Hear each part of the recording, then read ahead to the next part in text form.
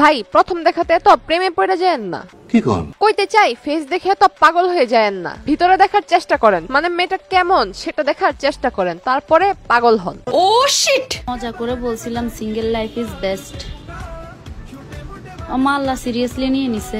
বোনরে তুই আমার একটা সিরিয়াস কথা কো, প্যান্টটা কি কেনার সময় ট্রায়াল দেশ নাই না? মানে প্যান্টটা তো উপরে উঠলো কেন, নাকি তুই ইচ্ছা করে এটারে উপরে উঠাইছস?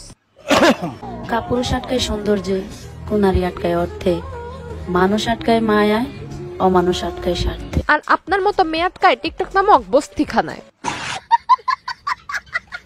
হৃদয়টা ফুলের মতো হলে মানুষ তো ছিড়বেই। এখন সত্যি করে আপনি বলেন আপনাকে কতবার ছিড়ছে? মানে আপনার হৃদয়টাও তো অবশ্যই ফুলের মতোই, সো ছিড়াটা স্বাভাবিক বিষয়। এইটা কেমনে সম্ভব আপনারাই বলেন? একটা মেয়ে হিজাব পরে এই সমস্ত গানের সাথে লিপসিং কিভাবে করে? ফাজিল। আরে না, উনি ফাজিল না, উনি অনেক ভালো একটা মেয়ে যে কিনা সবসময় বোরকা হিজাব পরে ভিডিও করে। প্রমাণ দাও।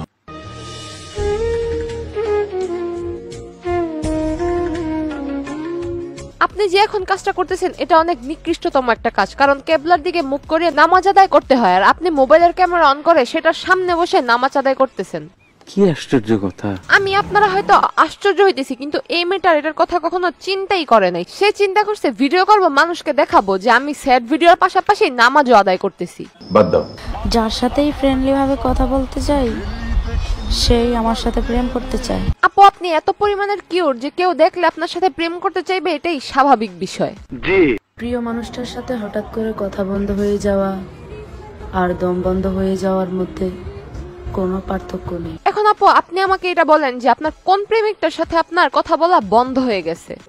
মানে আপু একটু আগে বলছে যার সাথে কথা বলে সেই নাকি প্রেম করতে চায়, তার মানে হয়তো তার অনেকগুলা প্রেমিক।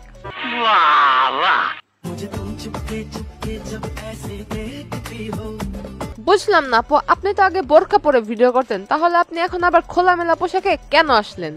এটা একটা সুন্দর প্রশ্ন আপনার, আসলে খুব টেকনিক্যাল প্রশ্ন। প্রশ্ন তো সুন্দর, কিন্তু আপনি তো সেই প্রশ্নের উত্তর দিতে পারবেন না, কেননা টিকটকের মানেই হচ্ছে অর্ধলঙ্গ। জানো তুমি আমাকে এক আকাশ পরিমাণ ঠকাইছো। এটা খুবই খারাপ হয়েছে, এত সুন্দর কিউট একটা আপু তাকে নাকি কেউ এক আকাশ পরিমাণ ঠকাইছে।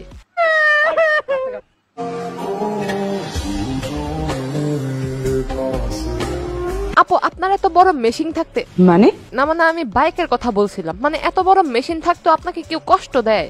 আরে একজন পুরুষ মানুষের ড্রিম থাকে একটা বাইক, আপনি একজন নারী সাথে আছে গাড়ি, একজন পুরুষের তো এই দুইটাই চাওয়ার থাকে, তারপরও পুরুষ মানুষ আপনাকে ছেড়ে চলে যায় কেন? আমারও তো সেই একই প্রশ্ন।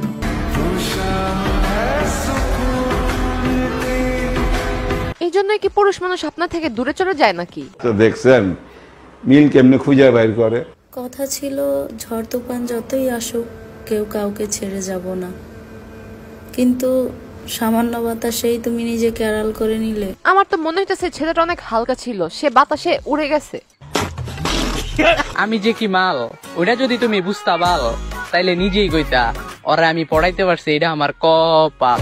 আপনি তো সুন্দর মাল হয়ে কি লাভ হয়েছে? সে তো আপনি একজন পুরুষ মানুষের জন্য কান্না করতে থাকেন। আমি ভালো নেই, তাতে আমার আফসোস নেই। আফসোস আমি কাউকে বোঝাতেই পারলাম না আমি ভালো নেই। এত কান্নাকাটি করার পর আপনি বুঝাইতে পারলেন না। আপু আপনার জন্য সত্যি খুব খারাপ লাগতেছে। সে আমার হয়নি তাতে আমার কোনো আফসোস নেই, আফসোস তো হবে সেদিন যেদিন সে তার সব থেকে প্রিয় মানুষকে হারাবে। উফ কি মায়া। আপু ছোট্ট করে অভিশাপ দিয়ে দিল, আর তাছাড়া অভিশাপ না দিয়ে কি উপায় আছে? হ্যাঁ, দুর্ভাগ্যক্রমে সবচেয়ে গভীরতম দুঃখটা সে নিজেই দেয়। আপুটি তার প্রাক্তনের কথা চিন্তা করতে করতে অনেক অসুস্থ হয়ে পড়ছে। বলেন কি?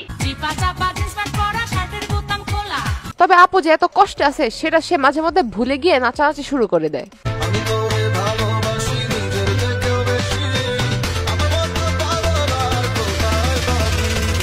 আপনারাই বলেন এই মেয়েটাকে দেখলে কি বোঝা যায় যে এই মেয়েটার এত কষ্ট? না। তারপরও সে কষ্টের ভিডিও করে কেন জানেন?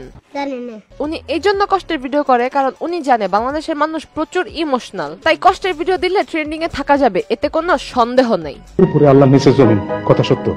হঠাৎ কোনো কারণ ছাড়াই যদি আপনার চোখে পানি চলে আসে তাহলে বুঝে নেবেন আপনি পেঁয়াজ কাটতে বসছিলেন। শত্রুকে আঘাত করার জন্য আমার মুখের হাসি যথেষ্ট।